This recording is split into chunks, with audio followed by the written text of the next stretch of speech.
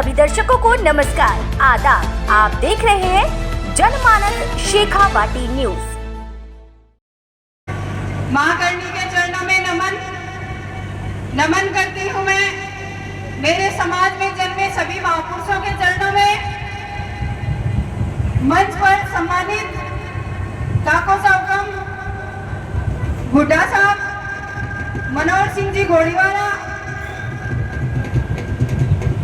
घनश्याम जी व अन्य टीम के सभी मेंबर, सरपंच साहब, सभी को मेरी तरफ से जय माता जी की खमागणी।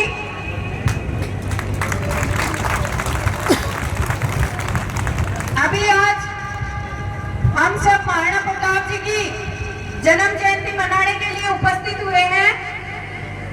तो मैं आप लोगों से एक बात कहती हूँ कि देखिए, ये तो एक छोटी सी बात है कि यहाँ पे चेयर नहीं है। अरे आप क्षत्रिय हैं, आपको चेयर की कहाँ जरूरत है? जब महाराणा प्रताप जी जंगलों में जाकर के सोते और रहते थे, उनके पास कुर्सियां थोड़ी ना होती थी। और कुर्सियों के पीछे भागना छोड़ दो, कुर्सी खुद बनाना सीखो।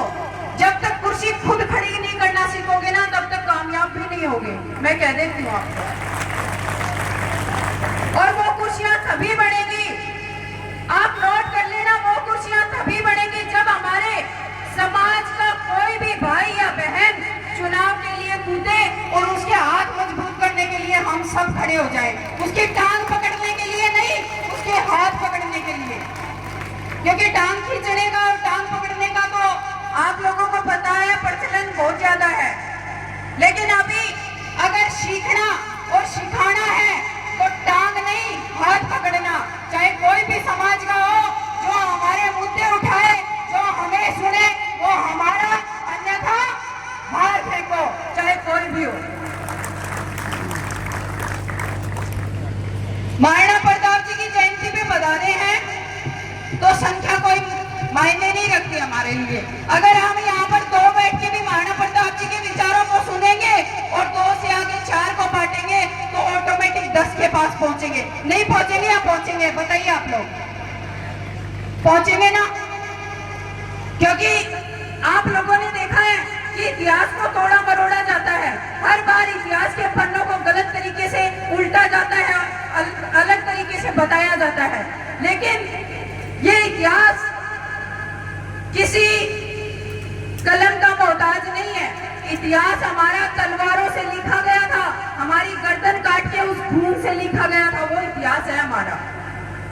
इसमें अगर एक दो लोग उल्टा सीधा बोल देते हैं, मैं तो कहती हूँ हाथों हाथ जवाब दिया करो, आंदोलन की जरूरत ही नहीं पड़ेगी।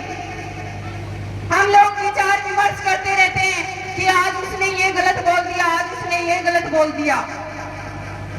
अरे गलत बोल दिया, हमने भी सुना, लेकिन जब गलत बोल के निकलता है उसको हाथों हाथ जवाब दो ना, रसीद दो उसके गाल पे अच्छा सा, ताकि बोलना तो क्या, हमारे समाज के बारे में बोलने से पहले 4 बार सोचे कि मैं ये बोल दूंगा तो मेरे साथ क्या होगा।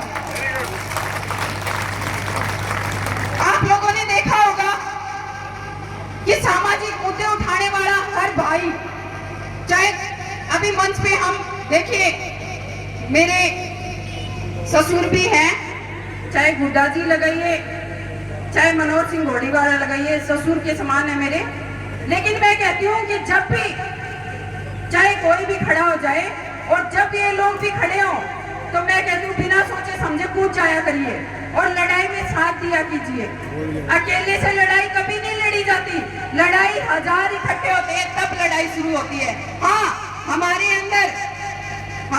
अंदर एक मिसाल जरूर होनी चाहिए कि वो मिसाल अगर जगेगी तो हम सब उजाड़े में आकर के एकत्रित हो जाएंगे। वो मिसाल बन करके रहिए, लेकिन उस मिसाल के लिए सबको एकत्रित होना जरूरी है।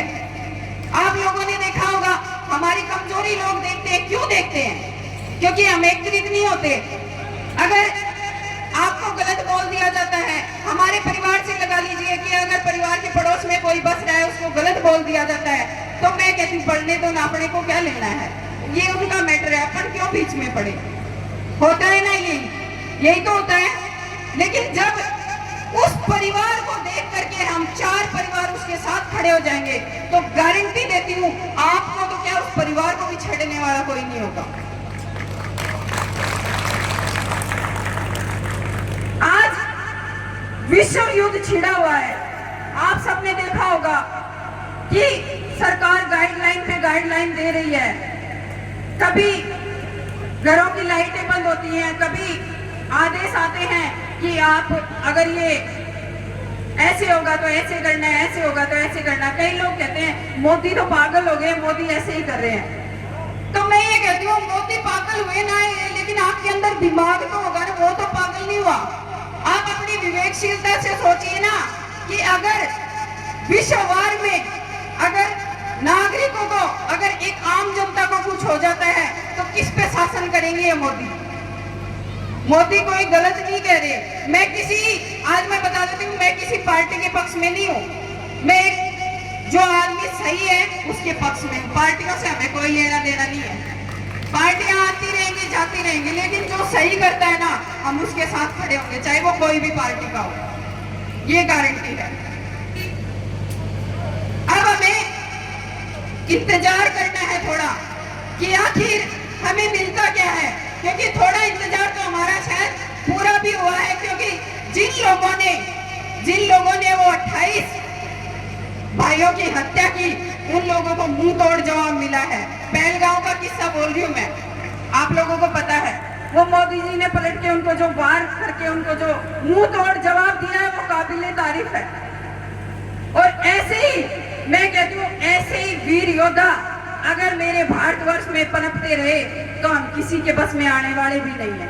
आप लोगों ने देखा होगा कि महाराणा प्रताप जी जब हमारे देश की धरती पे जब उन्होंने जन्म लिया था, तो आज ये भारतवर्ष उन्हीं की वजह से टिका हुआ है, आप लोग भी जानते हैं। और समय समय पर ऐसे ही वीर महापुरुष जन्म लेते भी रहते हैं, चाहे वो किसी भी रूप में आ जाए। आप लोगों ने देखा होगा कि महाराणा प्रताप जी के बाद में सुखदेव सिंह जी गोगामेडी आए, जिन्होंने सारे सर्व समाज को और क्षत्रिय समाज को एक जाजम पर ला करके बिठा दिया। बस वो कड़ी और वो माला हमें पैरों की रखनी है, उसके मणिये अभी टूटने नहीं देने हैं। वो माला अगर टूट गई तो हम फिर से बिखर जाएंगे, और जो उनकी जो मेहनत है वो आपको पता है ऐसे ही धूमिल हो जाएगी। जब सुखदेव सिंह गोगामेडी की बात करूं तो मैं बताती हूँ कि जब वो इस फील्ड में आए थे, करनी सेना के फील्ड में, उस वक्त जब 10% आरक्षण की लड़ाई हुई थी तो मार काट धाड़ ऐसे हो रही थी। लोग कह रहे थे अरे ये पागल हो गया, आर्थिक आधार पे 10% आरक्षण तो मिल ही नहीं सकता।